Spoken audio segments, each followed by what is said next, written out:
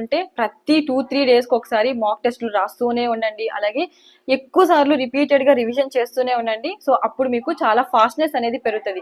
మీరు క్వెషన్‌ని హాఫ్ చదివే లోపలే మీ బ్రెయిన్ చేయాలన్నమాట. దీనికి ఆన్సర్ ఇది అనేసి. సో, అంత ఫాస్ట్‌గా గాని మీరు చదవగలిగితే ఖచ్చితంగా 40-50 మినిట్స్, 1 అవర్ లోపలే మీరు బయాలజీని మొత్తం కంప్లీట్ చేసేయగలుగుతారు. ఓకేనా? ఇప్పుడు వరకు నేను చెప్పిన దాంట్లో మెయిన్ పాయింట్స్ ఏంటి? ఫస్ట్ క్వెషన్స్‌ని ఎలా ప్రిడిక్ట్ చేసుకోవాలో నేర్చుకోవాలి. పర్టిక్యులర్ పారాగ్రాఫ్ నుంచి ఎటువంటి క్వెషన్స్ వస్తాయో ఎలాగ చదవాలో ఇప్పుడు నేను చెప్పిన విధంగా చదువుకోండి.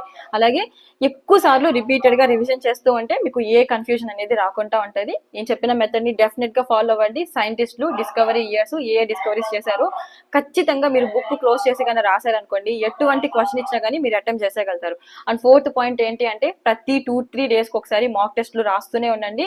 అండ్ ప్రతి చాప్టర్ అయిపోయిన తర్వాత గాని మాక్ టెస్ట్‌లు ఇస్తూనే ఉండండి. సో దట్ మీకు ఒక ఐడియా అనేది వస్తదనమాట. ఈ పర్టిక్యులర్ పారాగ్రాఫ్ నుంచి ఎటువంటి క్వెషన్స్ రావడానికి ఛాన్సెస్ ఉన్నాయి అనేసి. ఓకేనా?